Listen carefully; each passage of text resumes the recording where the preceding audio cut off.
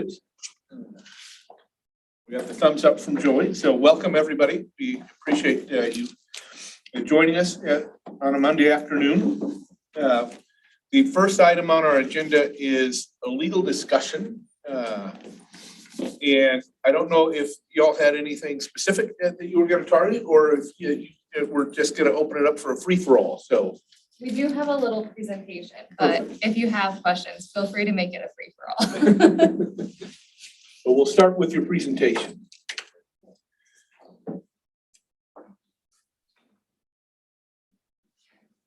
Now, Matt was a little under the weather, so he's joining us online. Oh, great. I hope it's not COVID related. No, just a cold, but thank you. Yeah, that's apparently going around. Hey, if it's a man cold, you should be giving all the sympathy he can muster. I'm just telling you, I don't even know. Don't even know. My husband gets those too. We'll go ahead and jump in. I'm just going to start out and then Matt will do the end of the presentation. So just to give you an overview of the first slide, we're going to start with the racial and language minorities sort of overview, and then Matt's going to jump in with the statutory and legal obligations, and then wrap up with, as you know, the final push is coming just around the corner. So jump in. Starting with the 14th Amendment. So the 14th Amendment requires, or it prohibits rather, discrimination on the basis of race, which includes redistricting on the basis of race. And under the 14th Amendment, the Supreme Court has stated that basically the rule is whether race was the predominant factor. And so even though race can be used as one factor, just like you're considering all these other factors, it should not be the predominant factor in how you draw lines. On the next slide, it talks a little bit about how there's different ways to determine whether race was a predominant factor. So in some instances, if the lines are so weird and the district is so strange that it's very obvious, then that can be circumstantial evidence. Otherwise, it's often direct evidence. So someone's stating that they are explicitly drawing the lines for a racial reason. The Voting Rights Act is the other federal concern to be worried about. Federal Voting Rights Act challenge under Section 2 requires that a plaintiff show like these 3 conditions before you get into a totality of the circumstances test. And the main one that makes it really hard to bring a Voting Rights Act challenge in Utah is this first one, that the minority group is large and compact enough to form a majority in a district. So that makes it really challenging, as I'm sure you have all noticed. So if those 3 things are established, then a Voting Rights Act challenge would look at the totality of the circumstances, and there's a whole list of factors in the Senate report that go over how they weigh those. But the main things with just this broad overview of racial redistricting issues are making sure that race is not the predominant factor, and then it's pretty clear that it would be very, very difficult to bring a Voting Rights Act Section 2 challenge. And Matt. Great. Hey, thank you, Jackie, and thank you, Commission. My apologies for not being there personally, but I didn't want to spread anything. And just to finalize or sum up Jackie's great presentation on that, and I've spoken with Professor Pursley about this issue, that given the demographics in Utah, it is difficult, if not impossible, to draw a compact majority minority district. And so as far as any potential legal challenge based on some sort of dilution claim or VRA challenge, that is highly unlikely here. Now, with that said, some of the semantics and the language we use when drawing the maps, I think we still need to be aware and careful not to suggest or imply that we're drawing a particular House district based solely or predominantly on the purpose of race. And I haven't had any indication that we're doing that, but that's just something to be aware of, that once again, race can and should be considered as a potential factor with the communities of interest. And we've heard even as recently as last Friday's meeting in Glendale, certain requests from certain communities to respect and try not to divide or break up that minority community. But otherwise, I think we are in a good position with respect to any racial issues as far as gerrymandering is concerned. Any questions on that before we move on to the next section? I have one question, Matt. This is Bill Thorne, just for clarification. So communities of interest cannot be a basis for a successful lawsuit. Is that correct? Well, that's another question. Is your question, can somebody bring a lawsuit based on some actions with respect to a community of interest? Is that what I'm understanding your question to be, Commissioner Thorne? The question is more specific. Is there any successful litigation that has communities of interest as the core of it? That's a really good question. And because it's a relatively new criteria and factor, I'm not aware of many cases or challenges based on a community of interest challenge. Now, where I would anticipate with this next round where there theoretically could be any challenge to that, it would be with respect to the other criteria or statutory obligations that a state or a commission or a committee may have with respect to drawing lines. And so it would really be a fact-intensive analysis to say, okay, did this commission or committee violate their adopted kind of standards or procedure with respect to a community of interest? And I'm not aware of any cases. I'll scour that and talk to Professor Persley as well to see if he's aware of any and get back to you on that. I don't anticipate any going forward, especially here in Utah. I think we're okay for a number of reasons. First, as we've discussed before, any litigation stems from what map is actually ultimately adopted, and the legislature here will be the ones adopting the map, and they, as their criteria, are not considering communities of interest. So any lawsuit based on a community of interest would be a non-starter there. And so I don't think that's really a concern. But I do think you're going to see this for other commissions and committees across the country who have who are drawing the lines that are adopted and have communities of interest as one of their criteria or standards. It'll be interesting to see whether litigation starts arising based on that. But I'm not aware of that. I'll look it up. And from our concern in Utah, I don't see that as a major factor issue. Does that answer your question? It does. Thank you. Great. I'll get back to you more on any other additional details. See no additional questions. Moving on to, I thought it would be well at this point to give a status update of our statutory and legal obligations, especially considering all the intense work that the commission has done, and an opportunity to kind of see where we are and what needs to be done going forward. And so we're going to hit the four kind of buckets of obligations that we've discussed as a commission: the ethical requirements, the compliance requirements, statutory, and other legal. And so on the next slide, we see the ethical obligations that the commission may, by majority vote, adopt a code of ethics,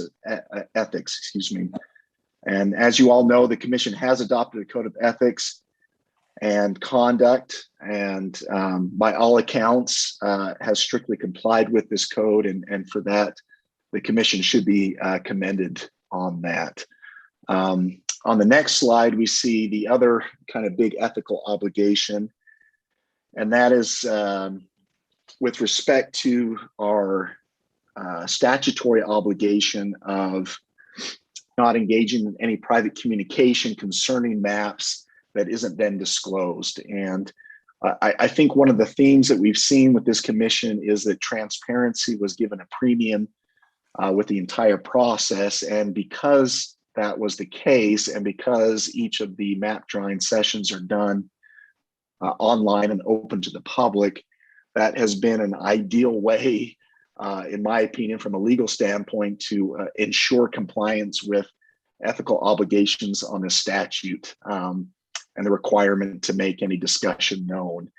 And so I just commend you again, and Gordon, and those who have chosen to make this a completely transparent process, and that has really helped, in my mind, navigate what otherwise would have been a very hairy and difficult statutory requirement on discussions on map drawing. So moving on to the compliance requirements on the next slide. As the Commission is aware, it has been required to abide by various titles of the code, including the Open and Public Meetings Act. And Ali, just wanted to thank her and commend her on her work in providing the notice to the public and making sure that the Commission is complying with that.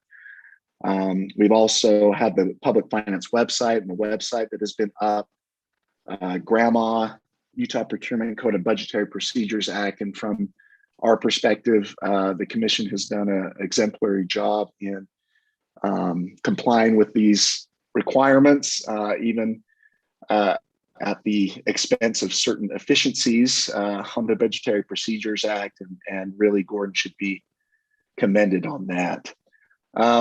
Moving on to the procedural legal considerations, we discussed early on in this process the requirements of due process, the notice, opportunity to be heard, impartial decision makers, that our decisions are neither arbitrary nor capricious, that we provide a record and explanation of decision making, and then the notice and comment requirements under both Utah law and federal constitutional law.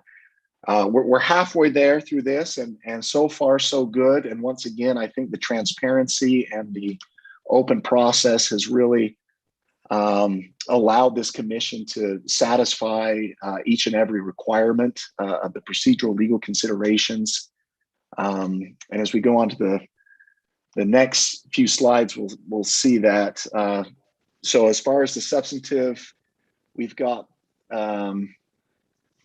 the Utah and United States constitutions, the state and federal law, the court cases, and the act. And we're just going to go through these next fairly quickly. The first on the MAP criteria, which was obviously a bulk and a critical part of the Commission's duties and obligations under the act. And that was to define and adopt the redistricting standards. And in the next slide, obviously, we've moved forward in defining and adopting the threshold criteria and redistricting standards. And those criterion standards have been used throughout this map making process and will continue to be used in the finalization of these maps. And from a legal standpoint, we've been pleased with the Commission's adherence to that and the thought and energy that's gone in both to the creation and adoption as well as the implementation of that.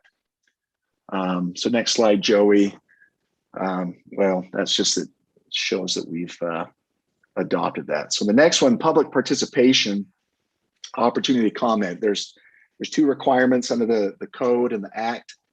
One is that the public hearings, a reasonable opportunity to submit written oral comments. And I can say with full faith and confidence that the Commission has satisfied these obligations with each and every public hearing that they've attended, and in fact have exceeded, I think, any reasonable expectations of providing that type of comment. And then obviously with the website, that too has been something that was a requirement of the act, and Ali and others have done an excellent job in maintaining and updating that website. And on the next slide, on the public hearings, as the Commission is aware, there are statutorily required public hearings across various regions. We have satisfied 6 of the 7, with the final being up in the Bear River region. And we currently have scheduled on October 16th, our hearing up in Logan. And that will then satisfy all 7 of the statutorily required public hearings. You'll obviously note that although the statute requires only 7 hearings, this commission has doubled that, and once again should be commended for their desire to hear the people's voices and to get out among the community to get input as to the map process. So where are we now? Let's move on to the next slide and the final steps. We've got to finalize the maps. We need to draft and finalize a written report and then present and explain the maps. And this is, we essentially have 4 weeks for those first 2 bullet points. I just noticed that the legislative committee appears to have, just looking on their website, scheduled a meeting for November 9th and 10th. And so I'm curious I wouldn't be surprised if that may be the evenings at which they may be wanting a presentation and explanation of the maps, but we can cross that bridge in a little bit. But going to the next slide, Joey, as a commission, yes, please. This is Lyle, Commissioner Hilliard. I shared with the commission members here that Friday night I ran into a legislator who indicated that the special session would be the 9th of November. And in his position, he's leaving the legislature and will be gone by that date. But he indicated to me that was the 9th was a purpose of a special session to do the redistricting. So I just bring that to your attention. I know nothing more than that, but that sounds really quickly done to me. That's interesting. I appreciate that, Commissioner Hilliard. And I see on their website, there's something scheduled for the 9th and 10th, and maybe that's a 2-day, special session scheduled. Now they also have on the evening of November 1st at 6 p.m. a meeting. And what I'll do is touch base with Jerry and others up there to see exactly what that process is going to look like. And then in the coming days and weeks, we can understand, when we will be presenting the maps, the explanation and what the thought process is there. But I appreciate that insight. And as we all can obviously see with this is a very compressed schedule and a lot of work to be done between now and potentially November 9th. So thank you for that. As you can see on this slide, under the statute, we have the deadline for submitting our maps and the report is tied to our last public hearing, which under the statute needs to be held on or before October 17th. Now, as we know, the commission is holding additional meetings after the 17th. We do not believe that would extend the deadline for submission of the maps. And so we think our deadline is tied to the hearing on October 16th. And then 14 days afterwards would be that Saturday, which would then kick it to Monday under the rules. And our deadline is Monday, November 1st, 2021, to submit the maps and the associated report to the legislative committee. On the next slide, then, as far as next steps, I've been in contact with Professor Pursley on how he can help us get this across the finish line, and his willingness and availability to do certain review and refinements of the maps, obviously wanting to ensure complete and strict VRA and other legal compliance issues. But he, given his experience and other things, other experience in other commissions and map drawing, I think he provides a unique resource to provide certain analyses based on our criteria and standards that he can help in the refinement to really create the best maps that we possibly can and make sure that they're obviously legally defensible and compliant with any and all legal obligations. And so from a practical standpoint, I think as we get honed in on the 12 final maps, he is ready to receive those map files and either work with you directly or do some on his own as he analyzes and works with that in trying to, one, kind of assess how it would grade out, and some things that we're already kind of doing through our staff here, and then ways that he can help in the refinement process to bring these to the best possible form that they can be in. And so we'll be working with Gordon over the next days and weeks, and as we identify the 12 draft maps that we're looking to likely finalize and potentially submit to the legislature. Professor Pursley stands ready to help in analyzing and refinement of those.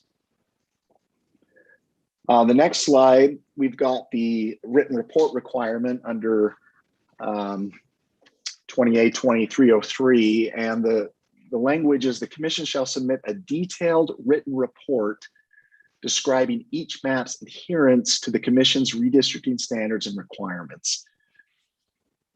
And I've circulated among Gordon and some of the staff, and I'd be happy to send that to you, other states' examples of the reports that they submitted that might give us a little bit of an insight into how this has been done before. And you'll see things all across the map, and obviously those states, which I guess is essentially all of them that have a bigger budget, have a little more voluminous report than we'll probably likely prepare and submit. But it does give you an idea of kind of the elements and aspects of these reports, and also gives us an appreciation of the significant undertaking that it is to actually explain and justify each map's adherence to the standards and requirements. That's a tall order, and it raises some practical challenges as we come to the finish line here of needing the time to take these maps and then add this written report describing each of the maps' adherence to the criteria and standards that the commission has used. And so I foresee that the last 2 weeks of October are going to be very time intensive in the drafting and the review of these maps, and just wanted to get everybody on the same page and of understanding that undertaking. And the sooner that we can, start with certain maps, I think the better position we're going to be in to provide a nice polished product to the legislature. Any questions on the written report? I just, this is Rex. I just wanted to follow up with staff. I know you all have been working on drafting parts of the report already. Are there any updates you want to give to the commission on that? It's gone a little slow because we've been out of the office a little bit, but we have an outline and a few things that we've worked on, but we haven't. This is like a school project. You wait to the last hour of the day. No, we're going to jump on this. Matt has offered Jackie to kind of help us, and we're going to be engaging in it quite a bit more this week. So anyway. If you hurry, then we'll know how to vote. That's right. I'll do this, then you'll know how to do the maps. Once we get the report to you, then you'll know what the maps need to look like. Well, and to that point, Gordon, thank you. And the staff has been great in getting a nice outline together. And we've been working with the staff to draft those sections that aren't necessarily tied or required or that can be done now. Because they're not tied to the map, some of the historical things. And Jackie has been great in drafting a legal background section and some other things. I'm thinking it might be well to present the commission with, a draft of something probably within the next 2 weeks, at least with those sections that we've been working on, so that we can start that refinement process. Because one thing that I think that the commission will obviously want to do is this is a large part of the legacy of this commission, and what people 5-10 years down the road are going to find when they do a Google search of the Utah Commission. This report is going to be one of the first things that's going to pop up and really try to encapsulate the hard work and the effort and energy that went into this. And so producing, in my view, a product that the commission is proud of and comfortable with, I think is a high priority. And so we also stand ready, at my firm to help and assist to get that across the finish line, not just with the legal aspects of it, but also any other needs. And I'll work with Gordon on that to make sure we get a report that you all feel proud of. The final slide then is the presentation and explanation of the map. So under the statute, as you're all aware of under our act, once our maps and reports are submitted to the legislative committee, the committee is to hold a public meeting where the commission submits the maps, and the committee then is to provide reasonable time for, quote, the commission to present and explain the maps. And it may be that if this legislative session then is scheduled to be on the 9th, that they're looking to that the currently scheduled committee meeting on November 1st is that evening at 6 p.m. is my understanding to be that public meeting where the committee would present and explain the maps. Is that your understanding, Chair Facer? I'm not sure what I understand on this issue, to be honest, with you. My understanding is clearly that we'll submit our package on the 1st.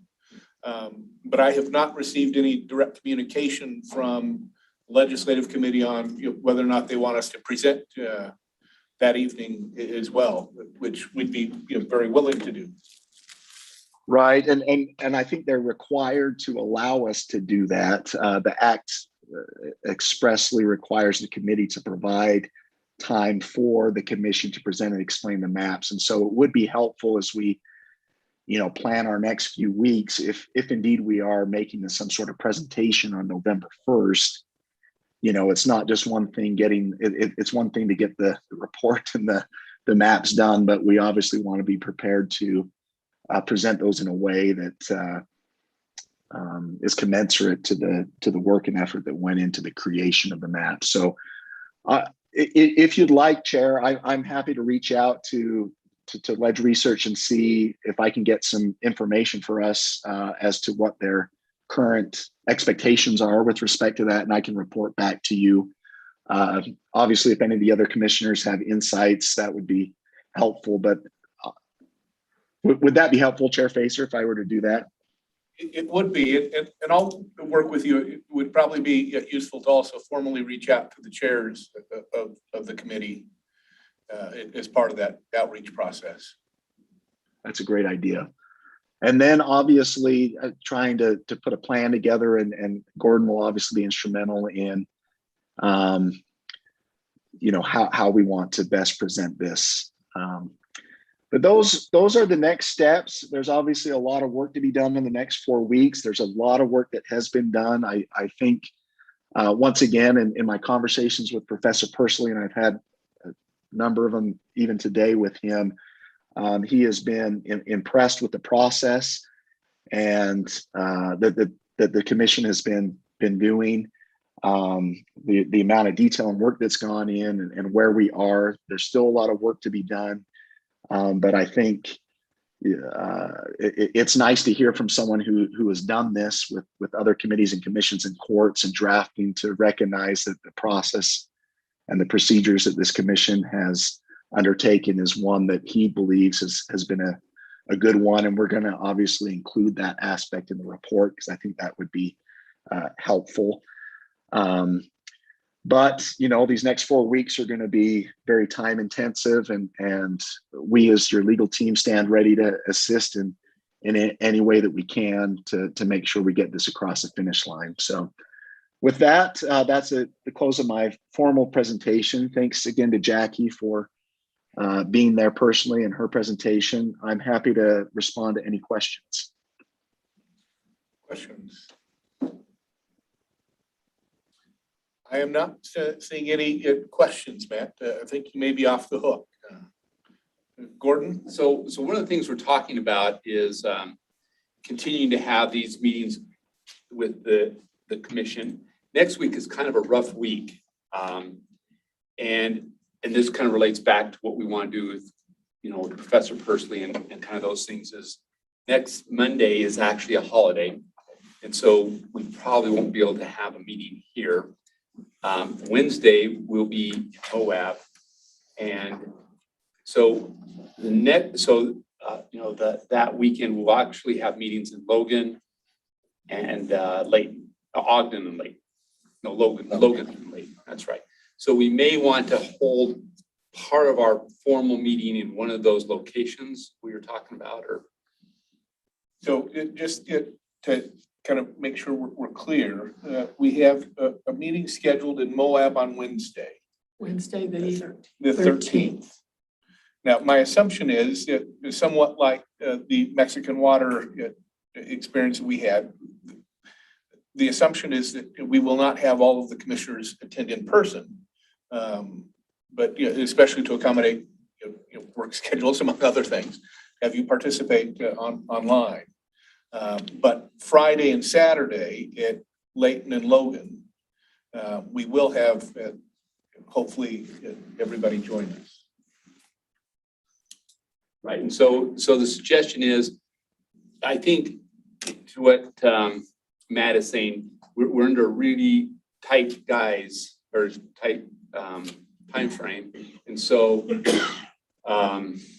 having the commission working together on these finalization of the maps and the report, I don't want to go a lot of days without having stuff before you, because we'll be halfway through October by then. And so it's going to be really rush. If you're just seeing things for the first time, we need to make sure we got good direction and we're running the right direction with these things. So anyway, so those are some thoughts. Just again, vitamins, we'll keep feeding you chocolate. I have a suggestion, and I haven't worried too much about the location because I know they're going to have it at the university, but somebody made a comment to me that if you don't work at the university, you sometimes are nervous about coming and finding parking. My joke is the landscape architecture department changes the parking every other quarter per semester. But so they suggest it would be better if we had it off of campus, just because people would feel more comfortable in the community of coming to a school or even at the historic courthouse, which I think would be a good place to have it if you had, rather than trying to find a parking place at the university. We could reach out to the city and see what they say. Parking is free on Saturdays. Yep. Commissioner, we've been in contact with the university and event services. We have parking coordinated. It's free on Saturdays, so they can go and they can park as close as they want to campus. And in the flyers we're pushing out, we've been including that same parking is free in the lots around campus. That's a good point to raise. Well, the comment made to me, I know when I heard it, it resonated, because I just know in the community, there's that kind of division, but have it where you want. I just raised that. Okay. I think if we're going to meet in the morning, what? Where will it be held? So, Julianne, which room will it be in? It's in the Taggart Student Center. It's the main hub on campus, and it's the Great Ballroom. The great ballroom might be an issue too. It's split in half. Oh, Yeah, so maybe you're not gonna have thirds. you're gonna have a whole room to yourself. They have the east ballroom and the west ballroom, so when they split it in half, it is not as spacious as we remember it. I would suggest if we're meeting there in the morning, aren't we, like 11 in Logan? We're not meeting. I think so, yes. Then we could have a commission meeting after. Okay. But that's kind of what we're thinking. Maybe we could go over some of these things in terms of the maps and the report. That is the 16th.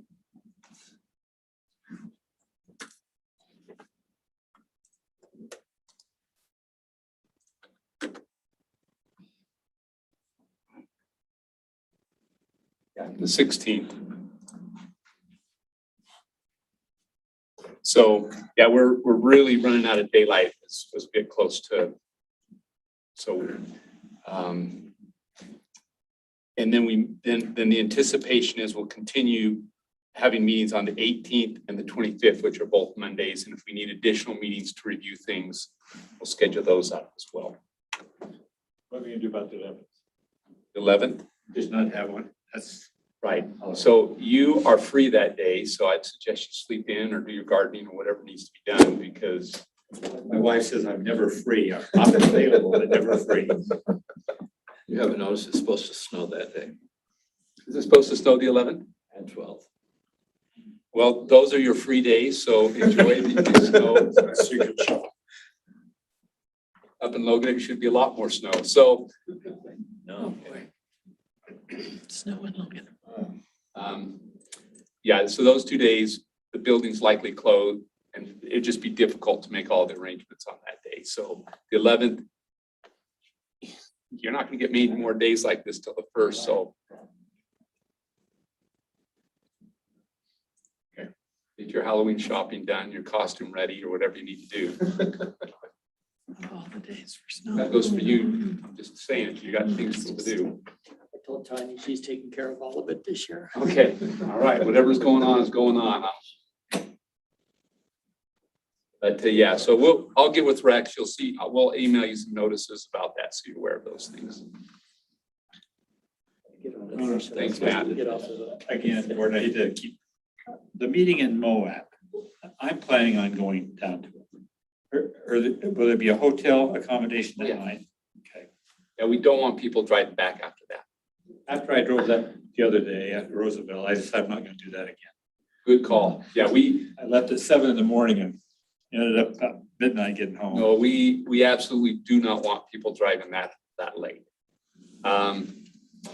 Another thing we're talking about too is when we went down to Mexican water, a lot of them, folks down there did not have internet, so it was difficult for them to see maps. So we printed up a bunch of copies of the maps, including the existing ones on 11 by 17.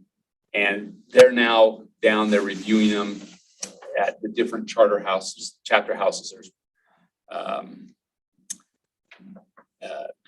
Bluff, chapter house, Mexican water, and then I think there's Montezuma Creek. Montezuma Creek. The questions came up of combining the Navajo Indian tribe reservation with the Ute ones as you go north. And so they're reviewing that right now and want to give us a recommendation, and we'll be talking to them about that as well. Maybe this is a better question for Matt. I know at some of these public meetings, I've talked to people and they've given me suggestions and talks about maps. And I pretty well felt like they gave the comment to the commission, so it's public, but really it was just a private conversation with us.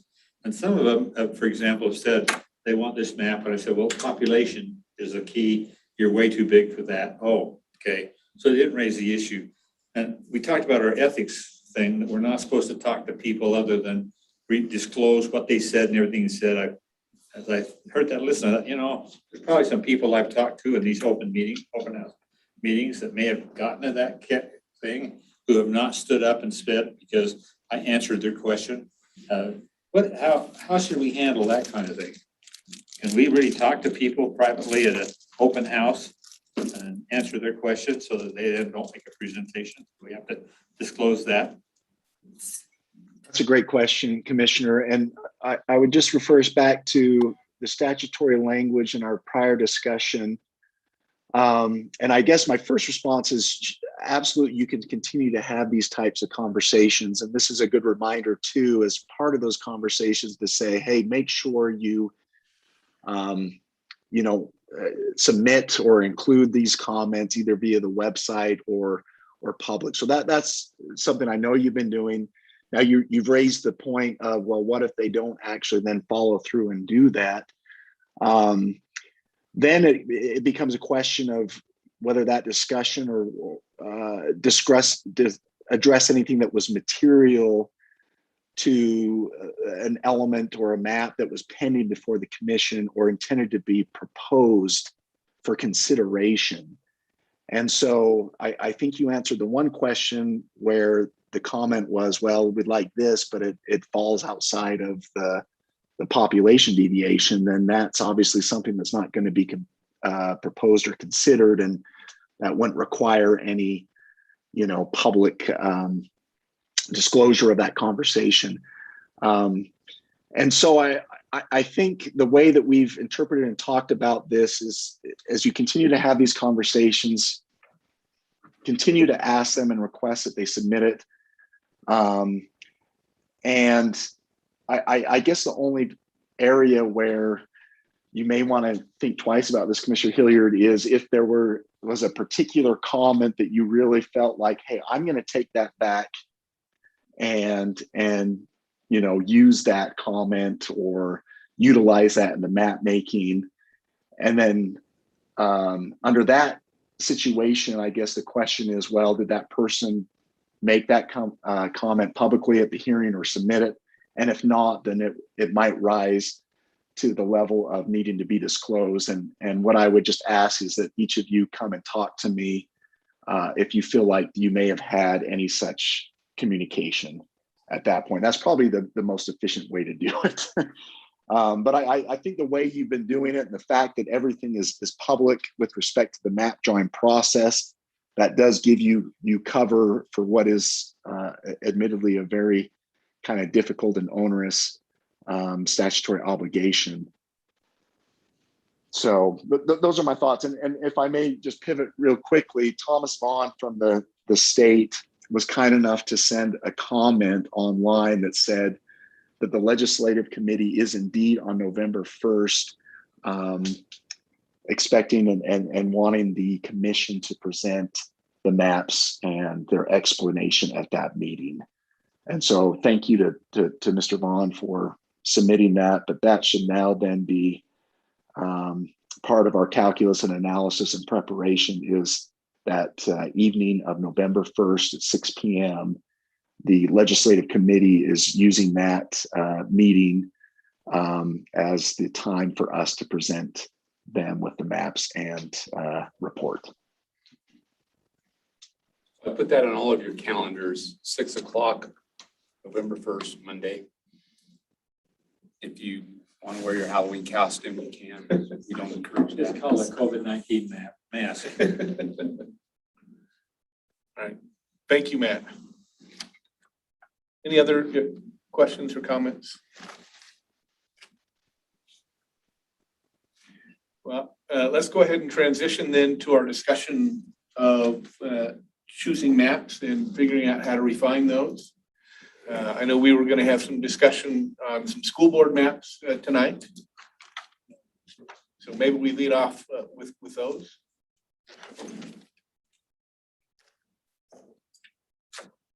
And that is now our map drawing process, right, with the paint. Yeah, with the paint splattering everywhere. Yeah.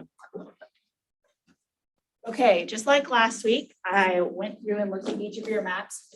Orange team, I know that you've been wanting to do a school board map based on your house map. That one isn't included in this because I figure you need to figure out your house map first, right? So we'll keep that in mind as well. So unlike last time, I didn't look at city splits because I think something that is more relevant to school board is actually district splits. You'll notice there are some 0 blocks included. Those can easily be cleaned up. If it was Utah Lake, I just put Utah Lake since the lake is actually in the Elite Alpine School District. But obviously, if you group it with a section of the Provo district or another district around that area, you're probably okay. Something I also wanted to note that I thought was interesting as I was looking at the school district boundaries. Joey, could you bring up any school board map? You get a second. Is there actually is part of the Salt Lake School District that you would not expect to be in the district because it's not in the city boundary lines. So something I want to do this week at some point is call their school district and make sure that that is the case. The block itself has about 17 people in it. So it'd be really easy to move to a different district. If you could zoom into the Brickyard area, specifically the notorious Brickyard block. Yep, perfect. As you can see, if you go in a little closer, Joey, the school board line is in that pink.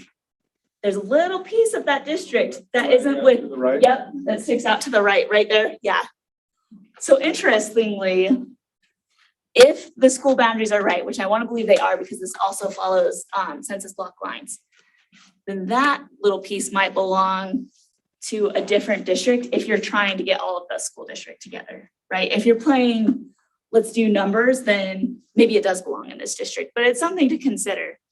Another thing too is the school district boundary lines very much do not follow census blocks in certain areas, as you know. And I've tried to be generous on what goes where in that, like if a block is split right in half, I just assume that, yeah, that's probably okay going in this district. So that's another thing that we can look at as we continue.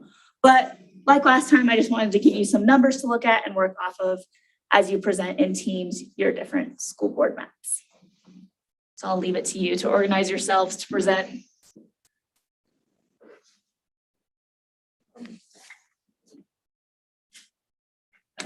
Just to make sure I'm following all of the details here, so. So this is only 15 districts, wait till you see 75. So we've got the population deviation for the 15, then we've got the compactness scores, and then we show the splits by county, By district or by school district. and then by county, because each county has to do their ballots. So the more you split their county, then they have to have different ballots for school board. So I thought that would be helpful over cities. Okay.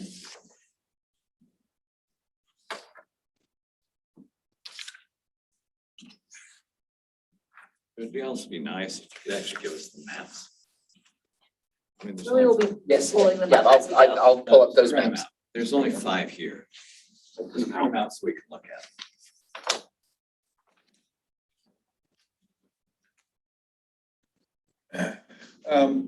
So let's go ahead and since Green is first on our column, if Green wouldn't mind helping us, walking us through their school board map. Especially because that's the one that's already up, I guess. That's helpful. That is the one that's already up. Well, Maybe zoom I out so it's not the I just can't, I the can't, brickyard. yeah, I'm at a loss. I agree with Rob. I need a map I can see, but I'll look to my colleagues, Rob and Jeff, and ask them if they can explain our map. So would a 9x11 or a normal piece of paper map size be Yeah, I think sufficient? so. I think so. If it Not was for just, today, but yes, in the future, it'd be wonderful. Okay. right, Probably an 11x17. Is that what you're asking about? Well, I'm asking what size we should print them, yes. I think 11 by 7, when we were printing these out for Novel Nation, 11 by 17 was, you needed it, because once you start putting city names and county numbers, it just doesn't work well any smaller than that. So we can print them out 11 by. If you're doing house districts, I don't know that you can get. no, the house districts. We may need to do 24 by 36 for those.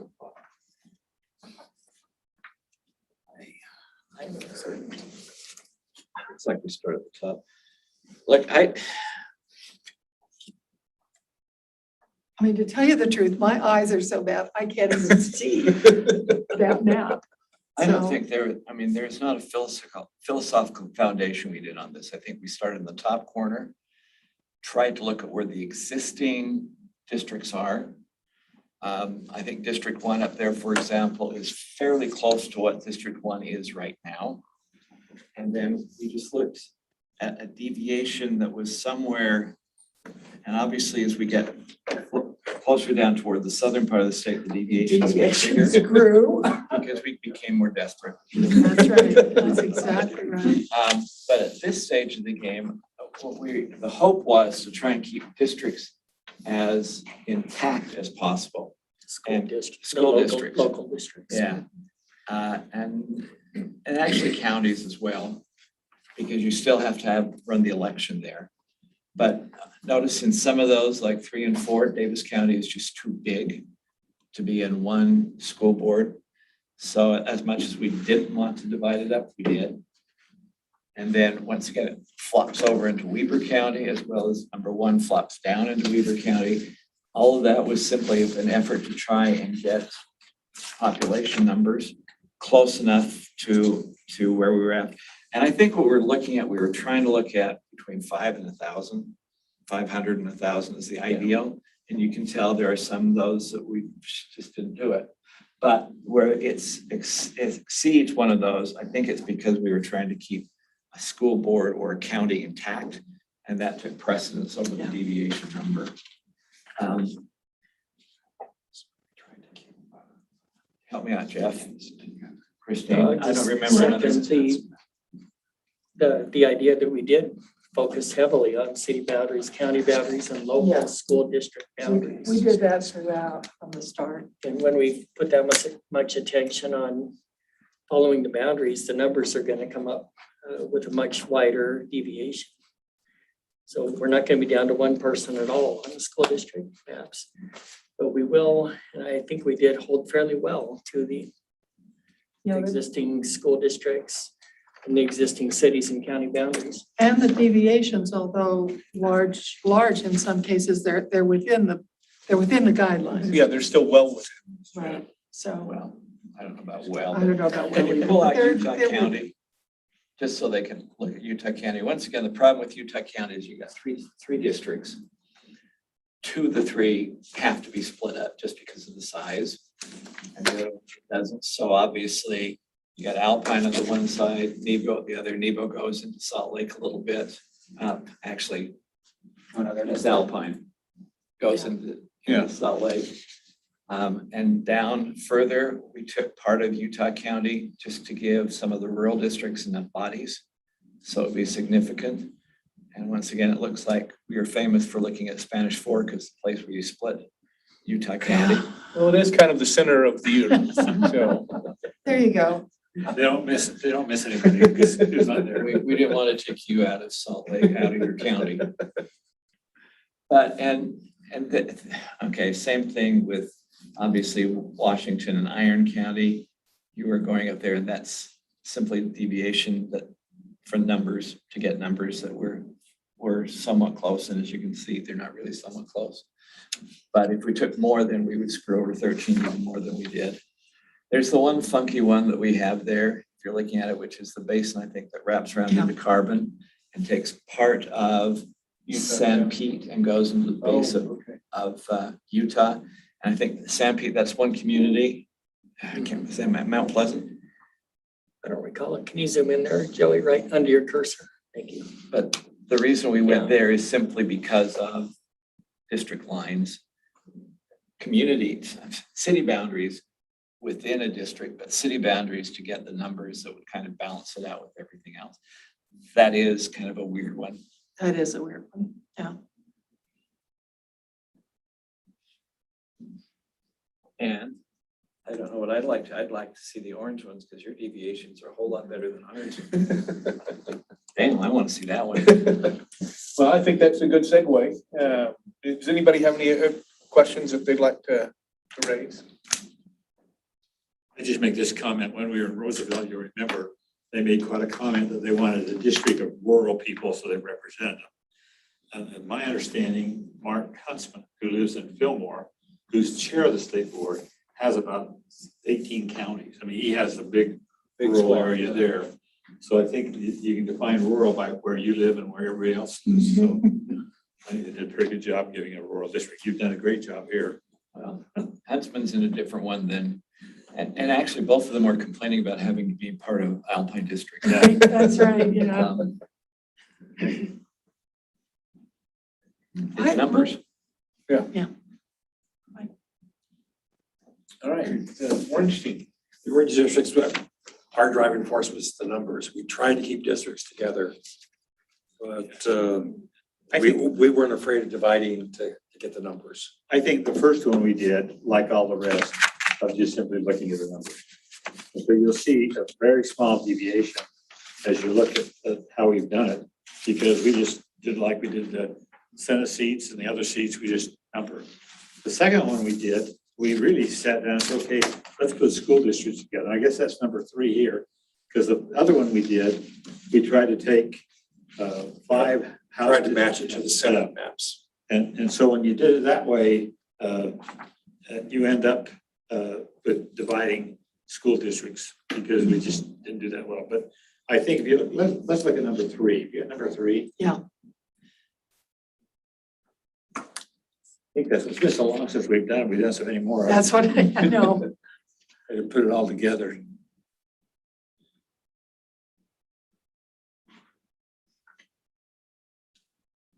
Three. -3. Just 3-1. It should be 3. Yeah, that's right. That's right. Yeah. That orange 3. Yes, sir. It's easy to divide school districts per county because every county has one. The difficult when you start doing that is Weber County has Ogden in it, so there's 2 school districts there. Davis is just one school, one county, one school district. And then you get to Salt Lake County, you have what, 5? And you get to Utah County, there's 4. And then you get in Summit County, there's 3. And so that became a challenge to put them together that way. I think, as I recall, Commissioner Thorne and I, when we got to Utah County, you had Alpine on the north, Nebo on the south, and Provo in the middle. And you just couldn't balance out by school district lines. It just couldn't work it out. I think the rest of them, I was surprised to look at this category to say that we split so many school districts. I'm Tell surprised. me about the I would- butterfly district there in the middle. Oh, District 6? District 6. Well, you got the Utah Lake on the west. Okay. Oh, so that's yeah. one of the That's weeds. That's the That's one. like, That explains it, okay. Okay, so Now, on the otherwise east. it's all pretty much east. And we clearly had to take Provo and put it into one of the 2. Yeah. And then the east part, the north part of it had to cross over. And again, that went back through. I appreciated to get the information back on where we've divided. And as you look at them, I'm just looking at school districts, boundaries here. When I look at the Alpine School District, according to number 3, we had it divided 4 ways, and I don't remember that, but we may have had that. But most of them are pretty healthy amounts, except for Canyon School District. One part has just 1,000, one has 3,000. The other 208 is really the major one. And then Carbon County, 974 in one. But again, we felt like we had to get something close to numbers, and you'll see on number 3, when you look at the numbers, population deviation, it's not bad. You know, the biggest is about 113. Yeah. But it's not as good as number 1, which was again based almost like doing the others based on population only. Well, and it's so interesting too, if you compare our splits with your splits on 3. That's the trade-off. The trade-off is between lower deviations versus preserving internal boundaries. You pull it out and let me see what word, like carbon and carbon split and fever is split. All right, so that's, So I suspect what we did there is we had to reach down and get helper in that area with just the numbers going up, even though we knew we were splitting carbon. okay, come out again now, would you? Because you also have it going into like Sanpete County.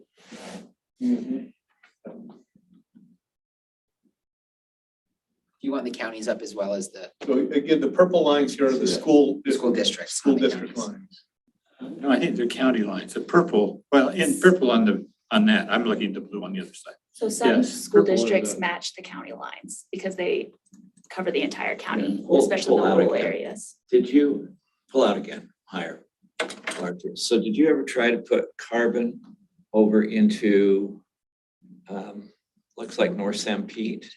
Take more of North Sanpete, so carbon was all together? I think the problem came with our focus was trying to balance the numbers. So I think we had to pull them up from some up into Utah County to balance that all out. And that was caused because of Nebo Right. and Alpine.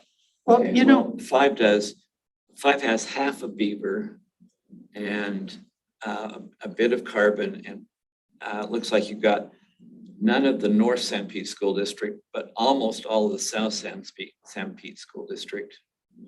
I think what I'm trying to say is. They're enemies, the north and the south. More than you know. I think what I'm trying to say is, I would love this to be one, to me, this looks like a good map to try and piddle around with and see if you can maybe make all of Carbon together, all of Beaver together. And rebalance it a little bit. Yeah, but I like, well, I actually don't dislike what we did either, but No, I like this one and your numbers are a lot nicer. yeah, I think it might be worth at some point at least, maybe now, or maybe after we look at all of them, of sort of values discussion about what we if there's any consensus on the commission, what we care about the most. Do we think it's more important to keep certain things together? Is that more important than deviations if assuming all the deviations are at least within adequate ranges? Or is it more important to honor the targets on the deviation? And again, I don't know if this is the time for that, but Well, we got to pick out three. Well, yeah, I think this is precisely the time for that. yeah, Can I ask Cassie a question on the outline you gave us? For Beaver County, District 3 gets 5,000, District 5 gets 218,000. What's that 218,000 number from Beaver County? Beaver ain't quite that big. You know, no, that's, let me look at my numbers. yeah, that's strange. I should have reviewed it a little closer. I probably put the total instead of what the actual segment is, but I could look up the segment. Okay. Because is it 218? Isn't that the number we're? That's the total total. number. All right. Because it should be out of district. I bet So that's. 218 is actually the number, the ideal number. Yeah. Okay. All right. That makes sense then.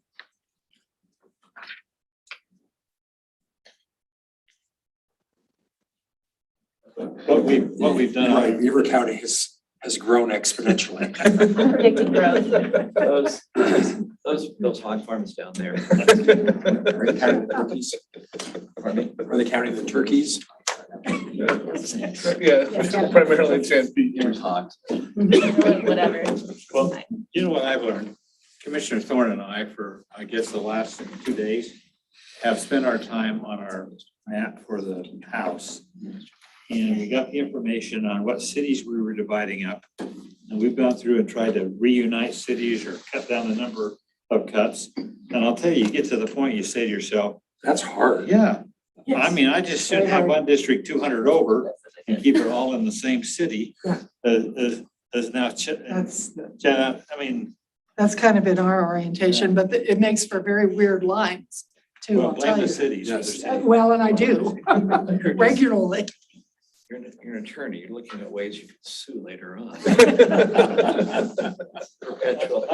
Can you float down just a second? I can see, I think it's between Beaver and Minersville and Beaver, but the split between Iron and Washington County. Yeah, going up and down. That was an attempt to try and keep the numbers, and I think Cedar City. Looked like you have all of Cedar in with St. George. And not Enoch. Not easy. Whereas like Parowan. You got that in the light. Teal, whatever that funky color is. Yeah. Okay.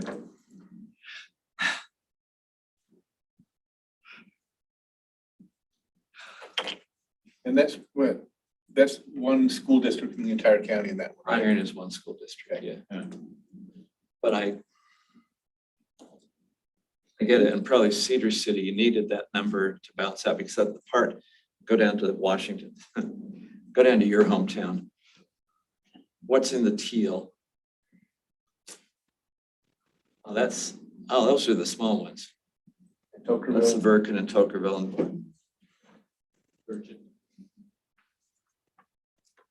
So you got the large population of Washington County in the green one with Cedar City. And then the smaller ones went out to eastern Utah. And central Utah. And the base. Northern Utah. And northern Utah. And Wyoming. Okay, we missed Coeur d'Alene.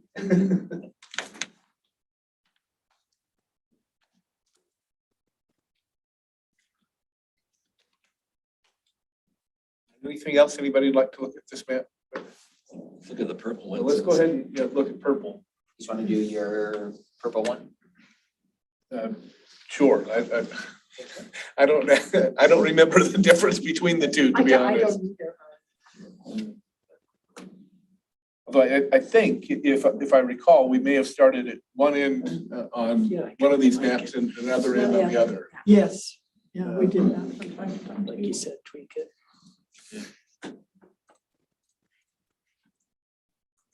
The main objective was to, say, keep districts together.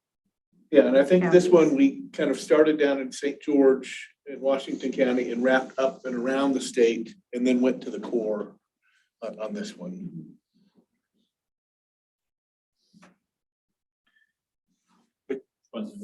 So this is purple one. So as Karen said, we were really trying to keep school districts together as much as possible.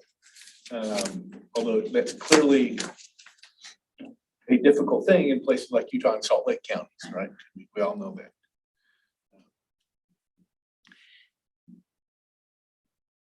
This is where having them printed out would be very useful because we could then put them side by side and compare decisions. Pronounced. I think we even could get you some this week, so you can start looking at them a little closer. This is. It'd be really helpful is if we had an outline of each city.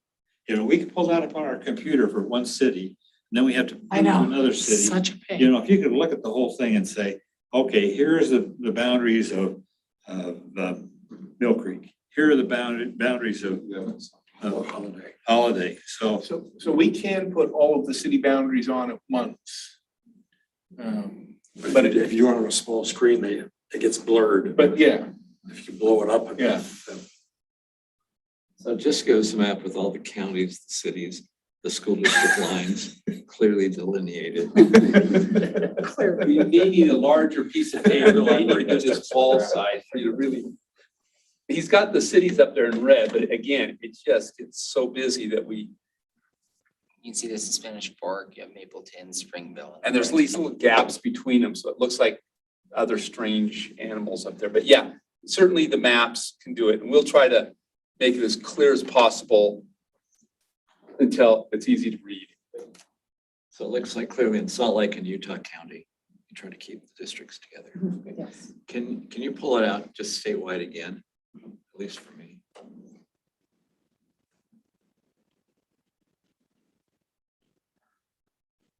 I keep thinking of somebody having to do a road trip, these district guys traveling up from one end of the state to the other. It's a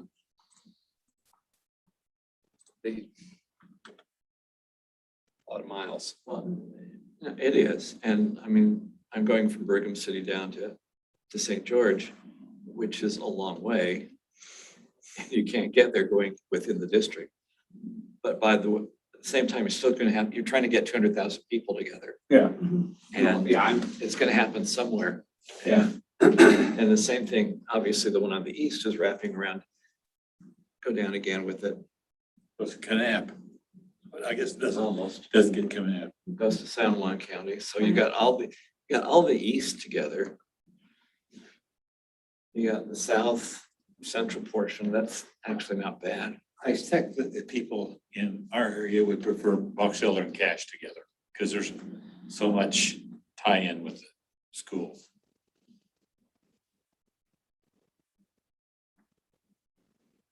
Yeah, probably, but you do have the entire county Yeah. united. Yeah. That's not bad.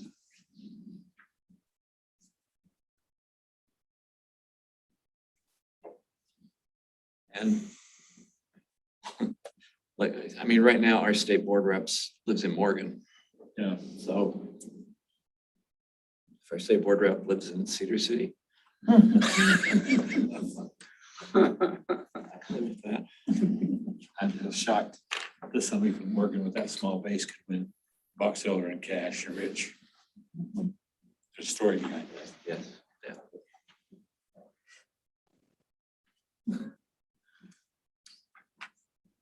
So do you like this one better than your other one?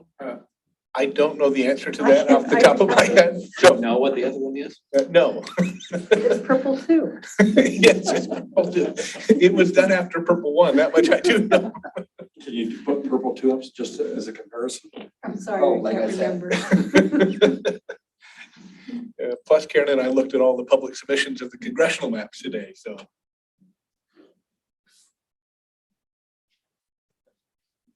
Guess we should have been looking at the school board. Would it be possible to put one map on one screen and another map on He's gonna another do that right now. screen? He's gonna have, So we could sort of, he's gonna show it to you side by side. So you can kind of see. Well, the way this room's set up is all of the monitors All on the same. have to be on the same thing. But I could, if you want to make it smaller, I could do two separate bring in the tabs. one that wheels in. We could do that. Big tall Yeah, one. we could definitely do that.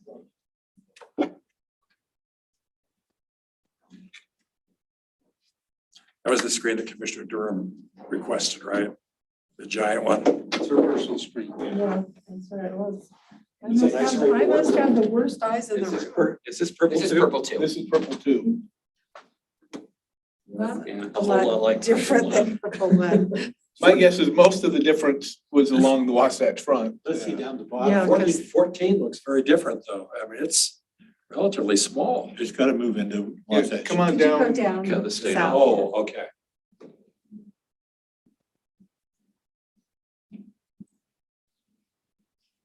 So it really does look almost the same there.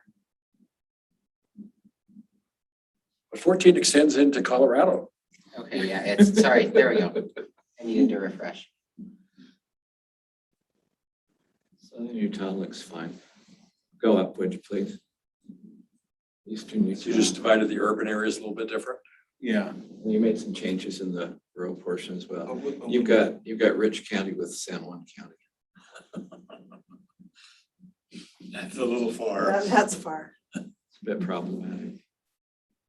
And I'm still But with. not Grouse Creek. No. Come on, it's Grouse Creek. Oh, Say it right. sorry, Grouse Say Creek. it, yeah.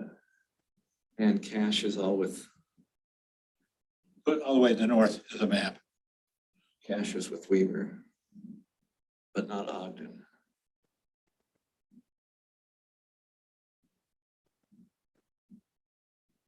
The Ridge School District is with the Northeast Utah.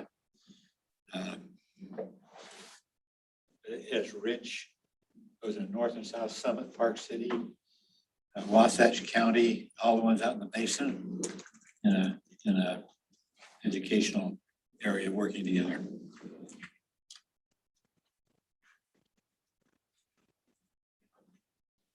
Like one better.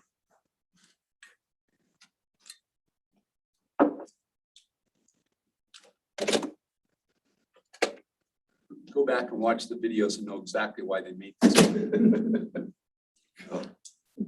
But I was Say this. wrong to do this Yes, punishment. if you take a few minutes to go back. and Can't watch that. remember, we have to watch it again.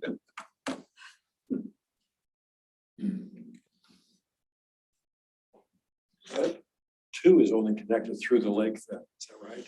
Oh, yeah, so this was actually one of the ones where we had a question for Matt. So when we have contiguity across the body of water, does that work? I think technically it works. It's just, It's problematic, which I think I think we do like number one better because that was one of the problems that we ran into here. But you have the same problem going from Brigham City to Tooele, because you can't, Yeah, you can't get there. Yeah. unless you want to walk. There's road. I mean, you can't actually, there is a road through the desert that goes. Is there, okay. The bigger problem on this one would be going from Rich to Summit County through the mountains that are right there. You'd have to go through Wyoming or back Yeah. to Box Elder and Oregon, Weber. I think it makes more sense to have Rich and Cache County together like we did in the other Yeah. map.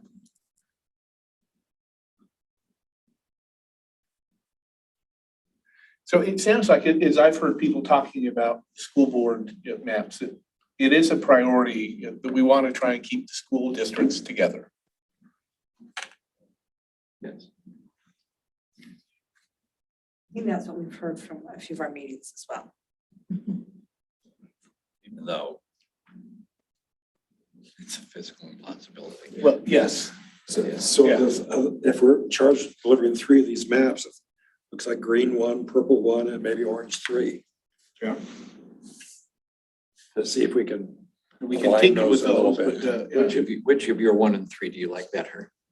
I think 3 tries a little harder to keep the districts together. 1 has smaller numbers. I would vote for district consolidation. That's just my personal view on how those priorities work. But your deviation in 3 is not bad. It's pretty good. Yeah, I know. That went into my calculation. I know. It's a lot better than ours. yeah, especially looking at all the others. But ours would not result in a lawsuit. Well, I know that's a low bar. Because no one can sue us. It's in the legislature. You know, maybe we ought to take that one as an illustration how hard it is to keep the number so low. Because you see what that does when it breaks up areas. Now, we're going to be getting a report back from the state school board superintendent from each of the school districts on what they think of these maps. We've sent these out, so. That'd be really So helpful. we'll invite them to come in and just critique what their thoughts are. Not that you'll be able to accommodate them, but at least you'll know and maybe do some tweaking. That could be really educational. We don't have much time. No, we don't. No, that's what I'm trying to figure out when everybody shows up, but yes. Someone wanted it yesterday. I do like what Bill is saying, and maybe taking these 3 of them Mhm. and then seeing if we can tweaks, for me anyway, some of the smaller counties, see if we can keep the county whole, if there's some way, like in yours with Carbon and Beaver. Yeah, what would that do to the deviation? Oh, we'd have to play with it and see. Yeah. I mean, if we can go back and look at that and see, well, And you have more room to play with than the rest of us do, so. just have to ask Cassidy or somebody to run some numbers for us to see where are the smallest deviations that we can try and correct.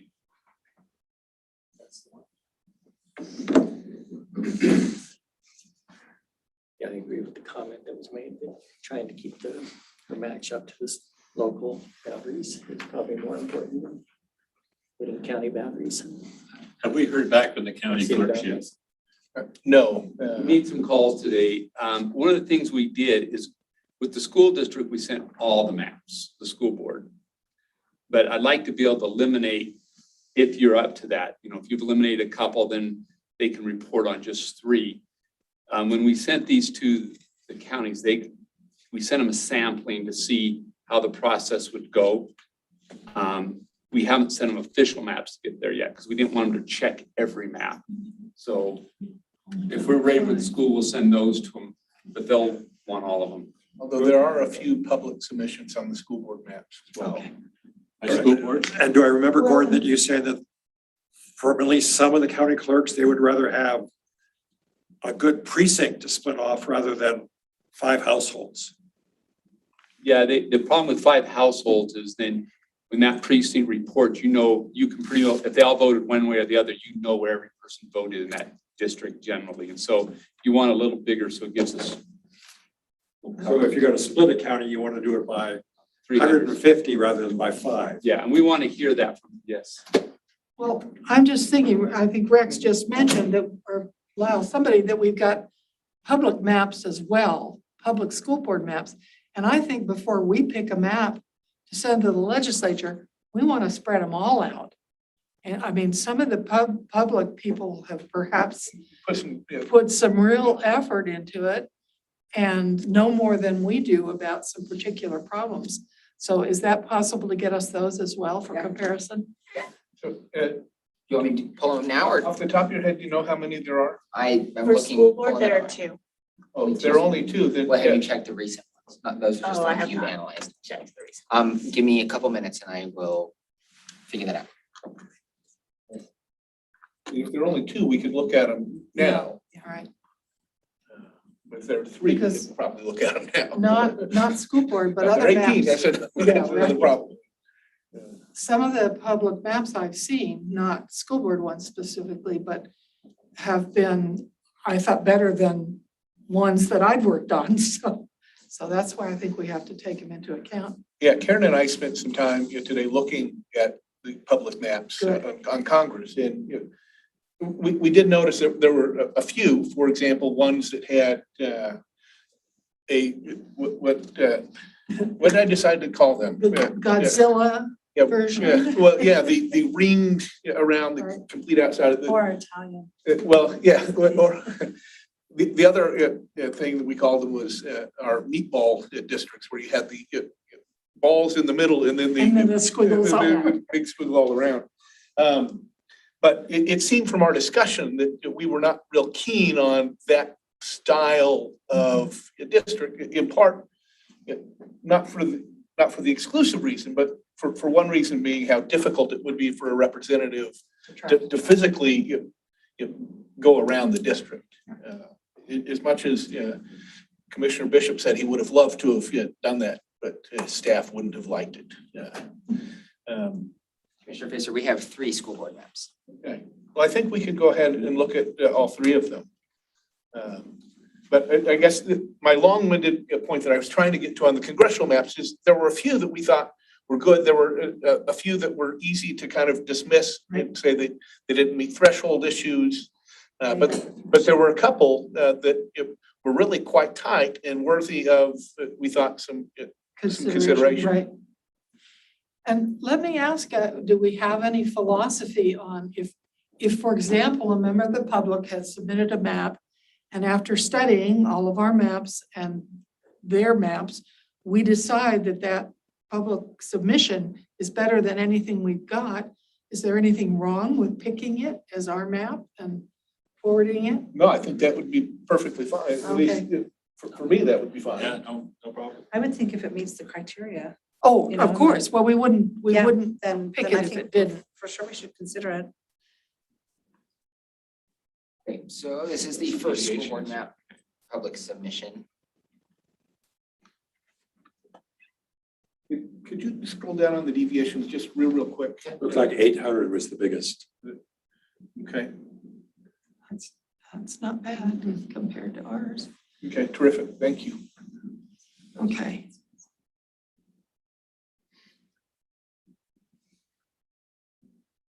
It would be helpful, I think, if Cassidy would do the same thing about the county split, town splits, and all of that. Yes. So we have the same criteria to look at them. I can do that. It might take me a day because. Well, yeah, it's a little more difficult. I think we want the printouts and then the data. And then we can work with that on our own and move along faster in the meeting. We won't be here next Monday. I don't think the commission is paying me enough for that. Thank you. You're still getting more than we are. Good point.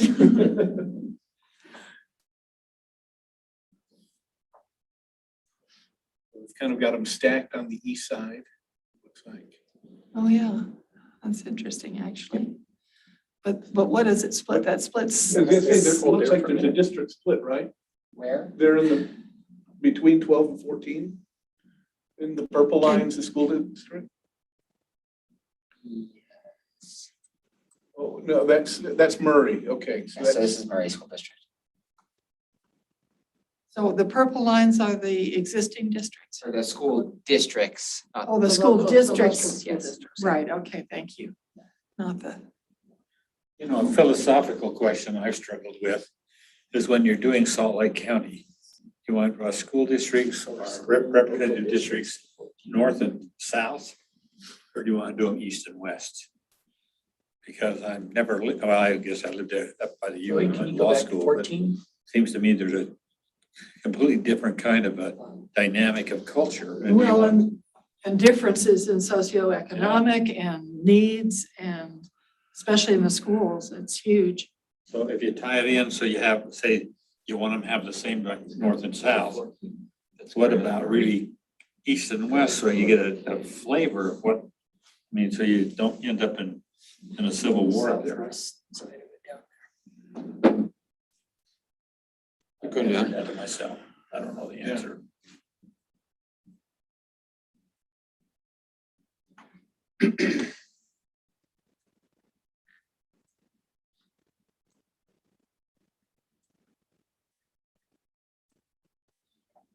Alpine's in 3, it looks like. Or, well, I guess possibly 4 if the Cedar Valley section is. Although I don't know if there's anybody living out there. Yeah. Or at least anybody Looks that like shows up in our mountains. census Looks like data. mountains, right? This makes a lot of sense. It does, actually. Yeah, I'd like to see a printout and the data on it. It's compact, I like that. Yeah, can you pull out again? Let's do statewide, so I want to see what 4 and 9 actually are.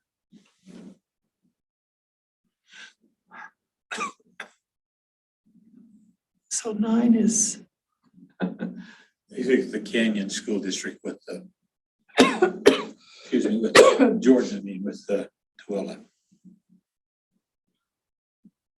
That's why it is, okay. And in Utah County, that portion that is in 4, is that just the mountains? You don't have any communities there? Like it's Or Have an Orem. In Orem. Well, there's the little Sundance community that's up there. There's a little Spring Haven community. oh, yeah. Orem control that district. Should dominate it, yeah, Is that the one that goes out the basin? yeah. But you've also got Orem City. 3 districts. Well, that would reduce its dominance perhaps. Interesting. Yeah, very interesting. Has anyone counted the number of legislators in Utah County? There's too many.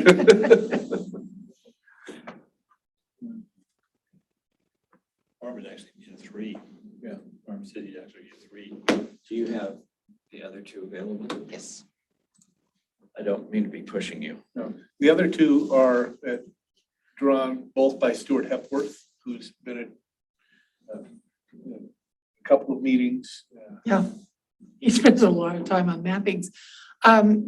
Have these all been screened for compliance? Yes, if they, and I figured out the reason why the congressional maps had the weird deviations. When Esri set it up, they said everything is 10% across the board, even though our congressional, so that's why some of the congressional with the higher deviations. But that means that the House, the Senate, and school board will all be compliant. All right, good. That's good to know. We aren't able to change that threshold. Um, Esri does not give us the permissions. I sent an email and They should. so hopefully there might be a way, I don't know of it, but I will hopefully have an answer tomorrow. They should do it. Yeah. Not, Okay, so not compliant with regulatory law. What was that? Okay, so there's 2. There's 1.1 and 1.1A. I don't know if you guys want to read these descriptions. look at the first one. The first one. Yeah. Okay.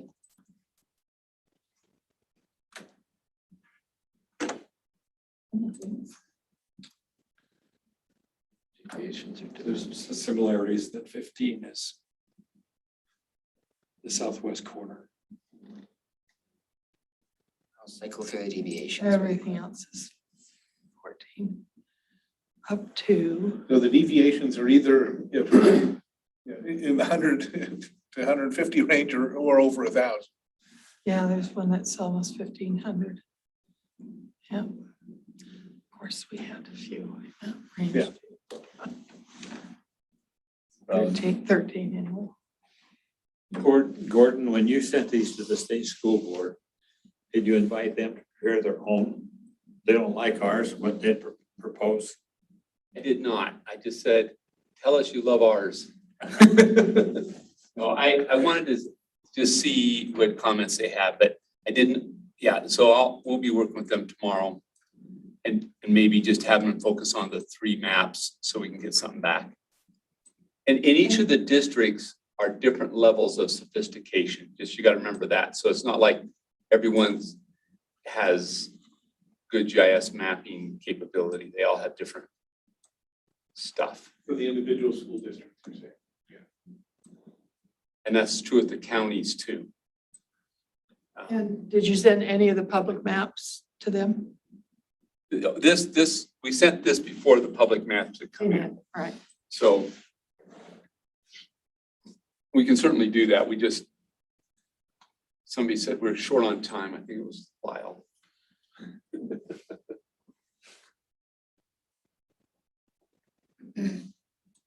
Boy, that one's, what do you think of that one, Lyle, the one that goes over the top there?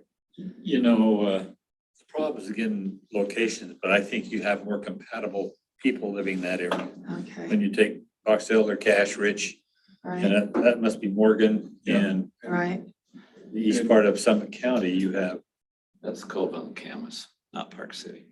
you don't have Park City, but So it makes sense in terms of demographics, but geography is a problem. Similar issues though, in terms of having to transport kids to the school Yeah. distance. You got Davis County, South Davis County going into the top of the avenues. Yes. Yeah, that doesn't make a lot of sense. Right through the middle. Yeah, the avenues are very Salt Lake. another possible solution is propose a map with 11 school board members, not Oh. 15. Because it was 11 until the legislature couldn't make it decide, so expand it 15, but 11, you may have less divisions. I think that's within our power. Make the recommendation.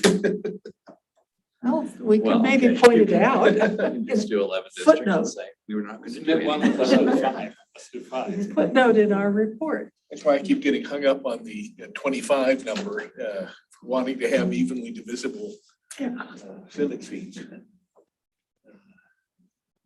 And it would give the Senate more room. His comments, when you pull up, said that his second one was a radically different approach. Let's see the Okay, let's radically look at- different approach. No, I'm not either. Radically different setup for Southern Utah. Wow. Just use the jazz colors. Look at that.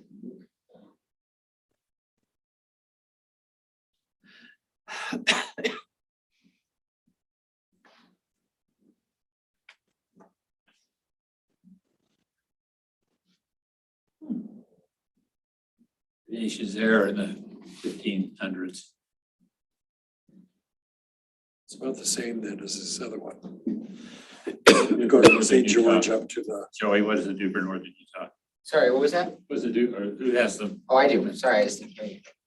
Well, the northern Utah one looks pretty similar. Oh, that's right? that's Yeah. about the same.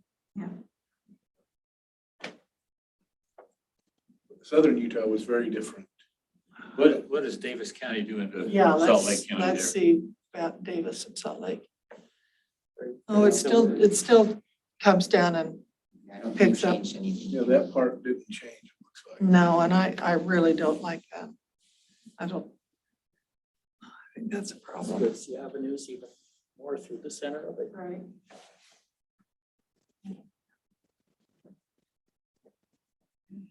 White City over into the basin. Yeah.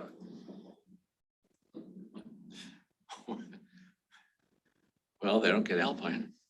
That's what they complain.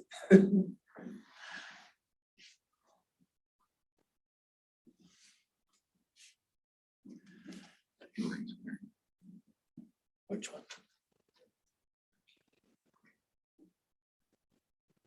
Oh, I think.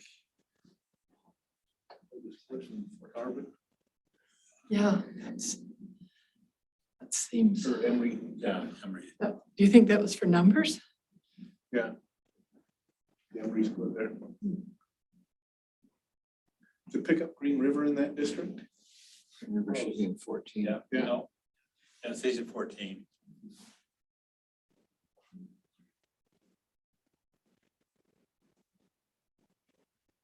So that splits up, some of those districts even more. Yeah, it really does. But,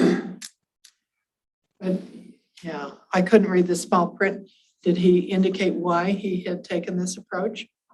What he was Just to do something different. different, Different okay. approach to well, southern Utah. We'll have okay. to build a bridge over hole in the rock. What that would drive a car, that's crazy. Okay, I'm not finding that one feasible or attractive. Thank you, Julie. Okay, that's it for the public ones. Those are they. Huh? Those are they. Did we see all three? Yes. We can't remember that far back. So, no, go ahead. No, I'm just trying to move us onward. Yeah. I think what we've seen is there are 3 maps that we have come up with we'd like to look at further. Mhm, And the first one from the public, like to at least review it mhm. again. And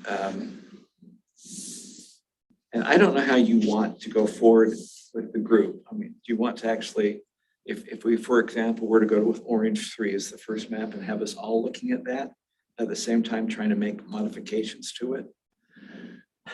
Well, Them to go back and fix it so it's not screwed up? Yeah, I would really, I still want more comparative assessment, the opportunity to compare across the board before I have to vote for one. Although I have no objections to anybody working on any of these. We put forward 3, so we don't have to vote on 1. No, I understand that, but we're gonna have to pick 3 out of plus, 6. Yeah. Is that right? Well, No. we're at No, 3 out of, yeah, What 3 out of Rob 6. suggested is the one for the public. The first one that we looked at was really interesting. And then the 3 that from us, so we'd be looking at 4 Oh, basically. at 4, you're right. Yeah. But I still wanna look at them all Yeah. before I pick my So, favorite but 3. I think this question that Rob raises though is an important one. So let's just for a moment say that we decide that we want to look at Orange 3 as part of this mix, right? And we've talked about wanting to try and tweak it to see if we can get the districts back together to not split carbon, for example. So who should we have doing that? Should we all be trying to do that all at once? I would recommend, I think, I speak for Bill too, I think Bill and I'd like to look at the orange and with Cassie's information, work on it and then come back and say, okay, now we think we've made a better shot of this because this was just the first cut. I always describe it as like counting trees and not looking at the forest. And we've done a lot of that kind of stuff. So I mean, I think I speak for Bill. That's what we'd like to do is take the orange. We can fine tune it and then come back and then you can look at it and say. I have no objection to that. I think it's better to have one team working on a map. If we have all the teams work on a map, the changes might overlap each other. And so Jeff? I think we'll maintain much more efficiency if the teams go back and revise and then bring the revised plans back to the whole commission. Okay. And so, for example, so with green and purple, what's the objective that we want those 2 maps to work on? Well, I think for green, it would be the numbers, which we may not be able to do anything about if we continue valuing boundaries. But we could think about it. So is it just revisit the issue to make sure that you don't want to split any differently? Yeah, we could look at possible splits that we didn't consider or dismissed and see if we want to reconsider that decision. Okay. And I think we have the same charge then. I'd suggest too, Gordon, you go back to the state school board and say to them, this is going really fast. You don't get this thing into us pretty quickly. We're not going to be able to put it in because we really need to be done by. And if they have a better map Yeah. of the state that they want to submit, they need to get it to us right away. I don't think they're mapping, but I think they'll comment on our maps and we may or may not be able to accommodate their comments. But I think we need to. We comment on their. You get a final report is all you get. So what I'm thinking is we'll bring them in. I'm just thinking we may need to bring them in, maybe not in a formal meeting, but while you're in mapping, because our formal meetings are getting really few and far out there that if we may have to invite them in to you individually to talk about the map you're maybe working on. That's fine. But one question, does that create any kind of an open meetings problem? Well, it's all. So they're just gonna be it's all meeting on with two camera. of you and it's gonna be live. So I'm looking at the superintendent as being nonpartisan and the individual school district is nonpartisan information being fed to you for mechanical purposes. My problem with the open meetings is not that it's on camera, but notice is given of what we're gonna do, so people have a 24-hour notice. Well, but isn't that on our website about the fact that we're mapping? I don't know whether that would count. Well, we don't let you work together when you're here more than 3 people at a place. If we get 4 of you working together, then you're right, we have to notice it to make sure that, I'm thinking she would Of come in. location and time and agenda. But if she's just coming, if they're just coming and talk to 2 of you or 3 of you at a time, I'd see that as not an official meeting. So if they went from one group and told us what they liked and didn't like and what they'd like us to Just on tweak your on map this, that you're working and then on. go to the next group and talk with them about their school board map. As long as we have a legal attorney opinion that we're doing right, then I don't care. Okay. Matt, we still have you? No. Yeah, sorry, I was on mute there, but yes, I'm here. No, I want to make sure that you're comfortable with, as we've described, the strategy of having, somebody visit an individual mapping team. Yes, yep. I think the quorum is the issue there, and anything short of the quorum, especially since it's being transparent and recorded anyways, I think is fine. And it wouldn't require or trigger the notice requirements of under OPMA. So I think what the process described would be appropriate. Thank you. And if we get to the point where we're all working on the same map, we probably have to give that notice that I was talking Yeah. about. Yeah. In advance. So it sounds to me that we need a couple of things from the staff then. One, we need a set of school board maps that we can compare. But I think we probably ought to also have a set of congressional maps that we can compare. And the sooner we can have those available to us, the better. So we don't want to have to wait until we have our next public meeting to have that. So we want to have that available to the mapping teams. You should be able to print them out And I think tomorrow. with that, the data to the. Yes. Cassie's Yeah, work. and Cassie's data with that. Okay. So I think she has the data. She'll just have to run it on the school board, the additional public one. We can print the maps out tomorrow. And so we'll make packets and we'll make 7 packets. And then we'll find ways to get them to you. So whether you're coming here or we have people going up to Cache County and we have people going to Utah Provo, County. Utah County. So we'll either have you come here this week. Yeah, I noted, yeah. And if you're not coming here, we'll arrange to get them to you. So if you can stop by tomorrow, we'll have all the maps for you to look at. And we'll go ahead and start planning that for each of them. So House maps, Senate maps, let's give you some comparisons that you can start looking at. Let me ask you a question. What should be our priority? Should we make sure our school board maps are done first, congressional maps are done, Senate, House? Because I think we need to really focus, so we want to get this done. And I think Bill and I could probably agree to 1 or 2 maps from our group from each one of them. And that way we can have it there. There's some of ours I don't So want to. what my priority would be is that you have a map you're roughly good with and then spend the time tweaking the map. So that the idea is now that we're probably down, hopefully before the end of this week, we're down, you've looked at your maps, you know which school boards you want. Then you can start tweaking. If you have your congressional maps, your Senate maps, and your House maps ready. We just spent the last 2 or 3 days tweaking the House map. Yeah, and so back to what Karen made sure we comment on, as we go to these public hearings, there's still a lot of opportunity to weigh into the changes that are going to be made, even though we may have thrown out some of the maps along the way. They're still subject to a ton of hearings, so public feedback is still valuable right up to the last hearing. It may be well for Matt, when he's looking at that legislative website, to see if the legislature has proposed any maps yet. Now, when I went to their meeting, they had not, and I don't know how in the world they're gonna try to do that in this short of time, if they have not done any of it yet. They probably have done their mapping. I just don't know that it's going to be shown until probably later on in November. Okay.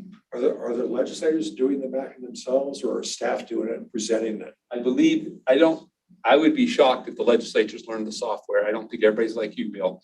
I think they have staff up there doing it.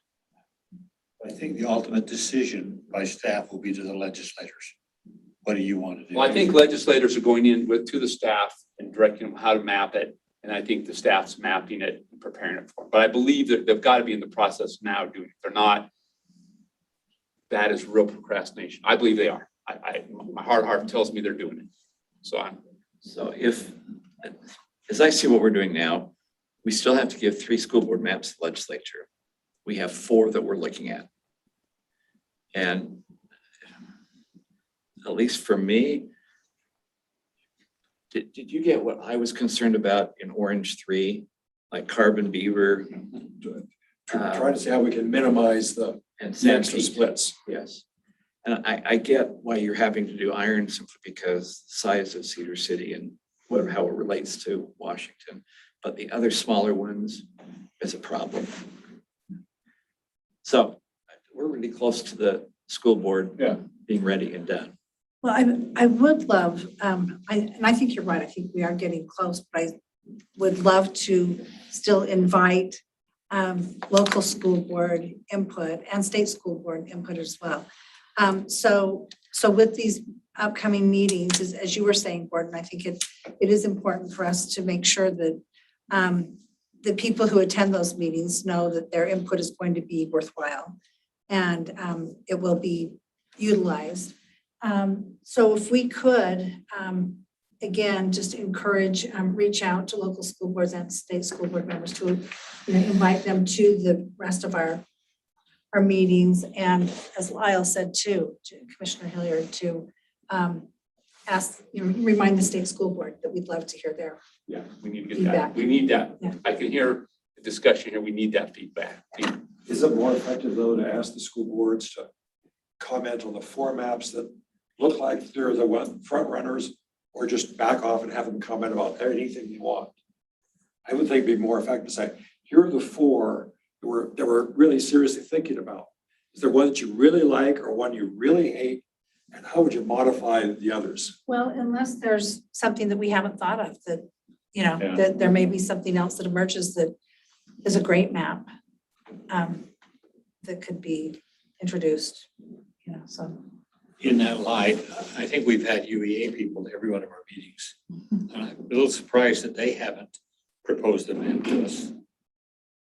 I just raised that issue with you. We had to open They really everybody. like your maps. That's why they have. I don't know why I found that humorous, but. Not like And I think the quicker you can, we can get you those maps, and you can spend maybe this week, if we could get to the final 3 school district maps, so you know what you're working on when you're talking to school district members. And also, I'd hate to wait too late into next week to get the other one. So we're going to give you all the maps. In the evening after you're done mapping, you can sit down and look at all the maps together, start thinking about. So maybe we can get quickly to the other ones too.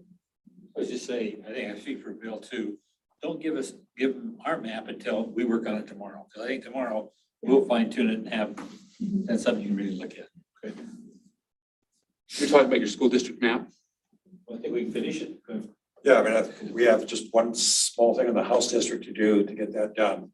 And then we'll be on the school board. You let us know when you're done and we'll start printing. Just don't show Cassie. Cassie, you're okay. I see. Listen, I expect each of these maps that we give you are going to have even further changes. So I'm not afraid to give you maps that need to be changed. I expect them all to have some changes. You don't want to make Cassie mad. Unless there's a perfect map out there. I have. Would you tell Rembrandt to make changes? You're right, you're right. Starry night, it's gotta stick. Although Michelangelo might have been willing to make changes. What's that comment? You're not John F. Kennedy. I knew John. All right. So I think we've got a strategy to move on congressional maps and school board maps. And so that by next week, we can be that much closer and have a more firm view of the comparisons across the maps so that we can start narrowing that down. So I like what Commissioner Durham said is, I'm gonna give you, like I said, I think we're gonna give you all the maps now that I'm thinking about it, printed out with as much reporting as we can get to you as quickly as we can. So this week, you're gonna get it all. And as you look at it, if teams are thinking of narrowing down or getting more refined, that's gonna help us, because our next meeting is almost 2 weeks away. So we need, I'm thinking hopefully by our meetings next weekend, we're maybe starting to refine that. Maybe we use one of those meetings this weekend to. And I think that we may want to do that, use either a part of our meeting at Provo or at one of the other two meetings. We'll stay a little longer and try to see how you did on your homework assignment. What would be your next priority after school board? I'm taking by what I think are the easiest, so I'm thinking Senate is next. I thought you said congressional. Yeah, we've got. The congressional, sorry, I've already talked about congressional. So congressional, school board, and the next one we're gonna bring to you is Senate. So. Leave the best for last. And then the House one is the most, in my mind, it is the most challenging. 75 districts is challenging. The variance is 20,000 a district. Yeah, so, and again, I love the idea, what I'm hearing here is that we're going to send 3 distinct different maps of each one. So we're not trying to make 3 maps very closely to the same. Each of these maps are going to be different. And so the legislature is going to see 3 maps that work from the numbers, that have considered all of our other criteria that we've looked at and that they can look at and we'll have a report on. So they will have very distinct opportunities to look at. That's what I'm hearing. And so I think that way we don't have to try to make them all the same. Any further discussion? I think we have a sizable task in front of us. And so I know some of you are chomping at the bit to get mapping yet this afternoon. It's evening. So It's yeah, evening. I guess it's now evening. Yeah. So unless there's anything else, does anybody have a motion to adjourn? Oh, one last thing. Oh, that was good because you almost missed. So Cassidy, and we could do it next time, but Cassidy has put together cores, the kind of idea of core of a previous district discussion. So she has been agonizing over this. And so not I agonizing. don't know if agonizing is the right word, but I just wanted to give you the information because each map is different as to how much they prioritize the cores of district, right? And like, as far as I know, and obviously Matt would be the one to comment on this, there's not really a precedent for cores of prior district.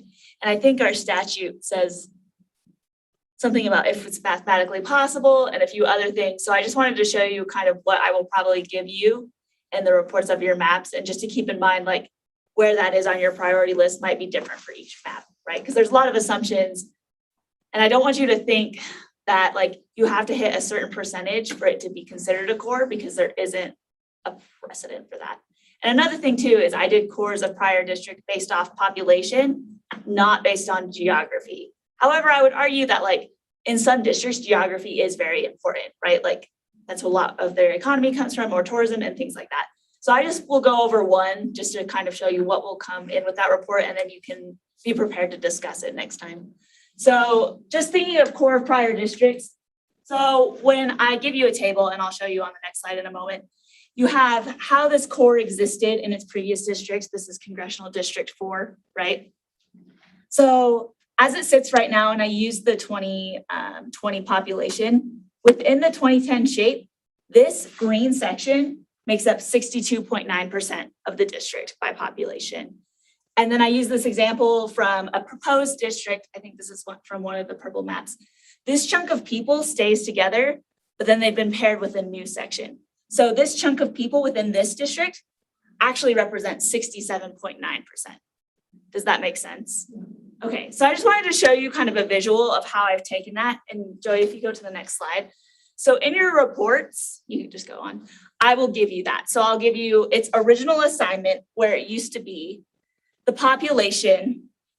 So that's how many people are there, what percent they were in their old district, and what percent they are in their new district. So that kind of gives you an idea of like where people are moving. And obviously it's going to be different for each one. As soon as you move someone somewhere, you're affecting another district, right? And that's again why I said like there's not really a threshold that I'm aware of. This is just kind of giving you an idea. And I'll probably put a map of this in your book. As you can see in the white, these different symbols show where the old district is. And then the color behind it shows where your proposed district lines are. So is this something that's helpful to you? Do you want this in your report? So if you look at 2020 proposed District 3, it's cutting pieces out of all 4 of the previous districts. Is that the way I'm reading it? Right. Okay. Well, and one of the problems with this analysis though, and with the whole core district assessment, I think it's different when you're talking about the congressional districts to when you're talking about the Senate and House districts. But I mean, some of the issues around districting are focused on the way core districts were created in the past.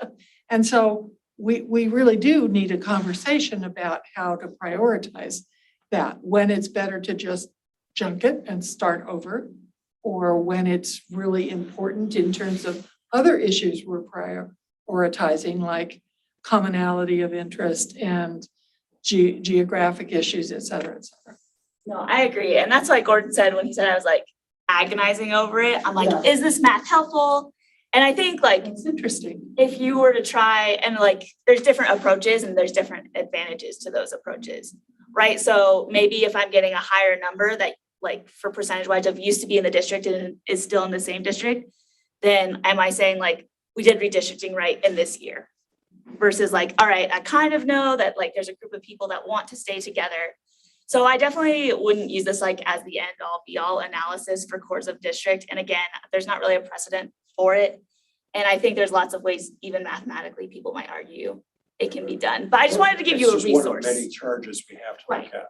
We just wanted to, so here's the thing. This is going to go in our final report. You're going to see how you did or didn't do, and we don't know what it means.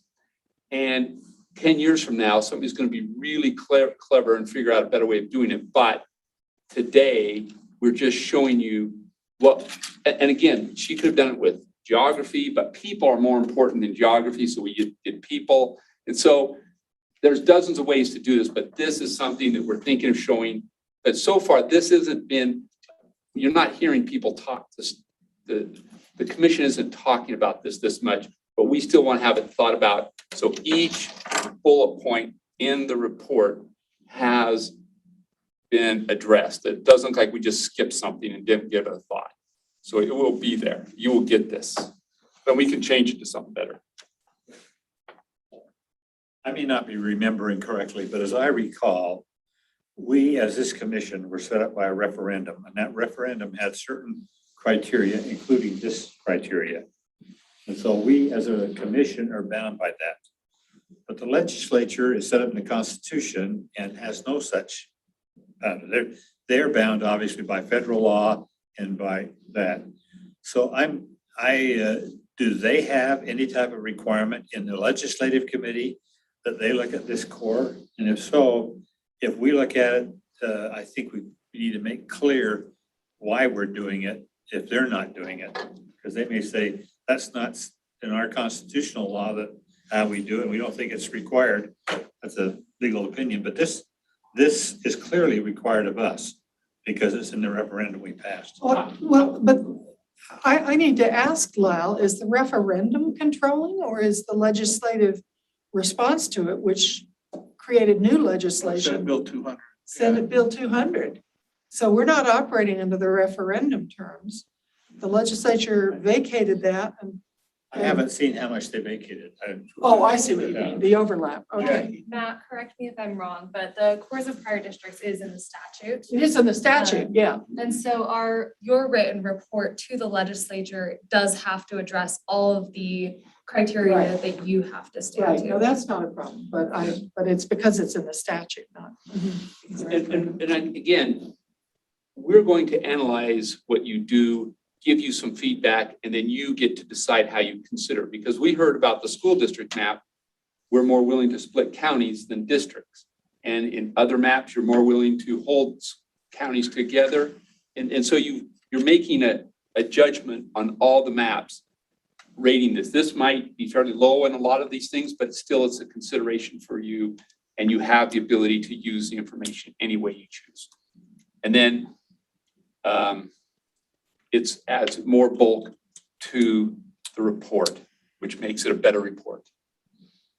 This does remind me, as I saw a hand from a member of the public, I need to ask if there was anybody online that wanted to comment. Katie? I have no clarification. Okay.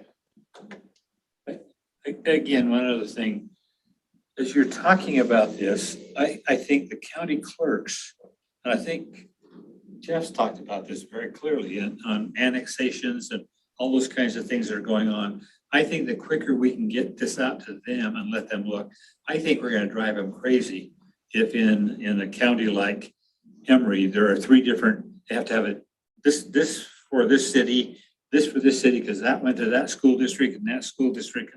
How it's all, I think that's where you're going to get the technical kinds of things that we really have to look at, because I've been impressed what limited I've done in this area, how the clerks are really on it, because it's their job and they really watch it. Yeah.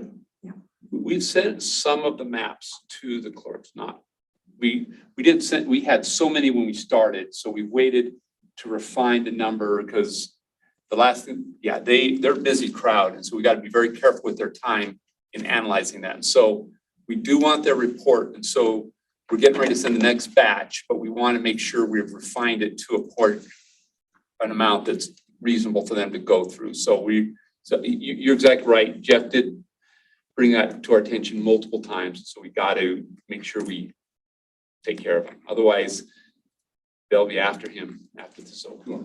So just make sure I'm reading this correctly. What you're saying is in this particular map, 91% of the first district is still in the first district.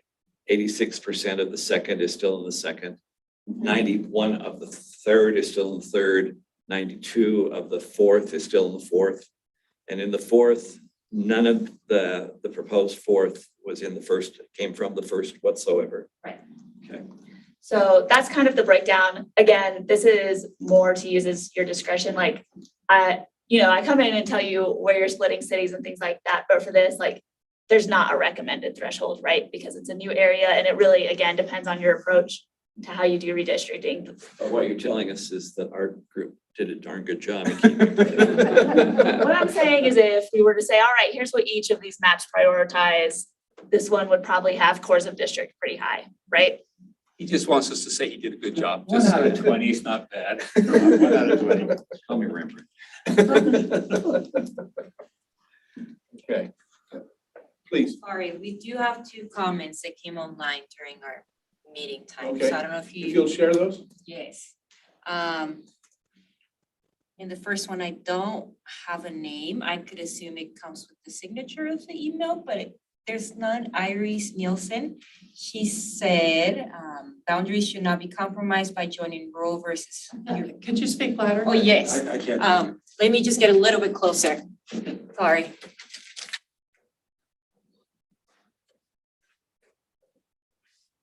That's great, thanks, Alan. Okay, so it says boundaries should not be compromised by joining rural versus urban areas. Each type of community has priorities, and diluting down the voice of urban dwellers will not silence them. Salt Lake City and the Wasatch Front has some tough decisions to make about air quality, freeway system, traffic, and population in general. Mona, Utah probably doesn't face these problems. Stop trying to silence the majority and find a way to work with them. Sorry, fossil fuels are in their way out and coal is on life support. Pull the plug. Utah has so much more to offer than mines and island ports. Protect those things to make us better. Protect our natural beauty, our mountains, our deserts, and our state and federal parks. So that was Iris. And then the second one was Chelsea Bukuki. Hopefully I said that right. To whom it may concern, as a resident of Salt Lake City, I've been frustrated by the fact that my representative is the same as my grandmother's, who is a resident of St. George. I choose to live in Salt Lake City partly because of the more progressive politics. I do not want to be looped into an area that votes completely different than mine. Ensuring that Salt Lake City voters get to choose who represents them is of utmost importance to me. I'm grateful to the ACLU for fighting to protect those rights. Thank you. Those were the 2 comments. Thank you. Thank you. Anything else from staff? We're done. We're not gonna interrupt you again. Okay. That's better, I promise. Motion to adjourn. Okay, so moved, and the meeting is hereby adjourned. You know.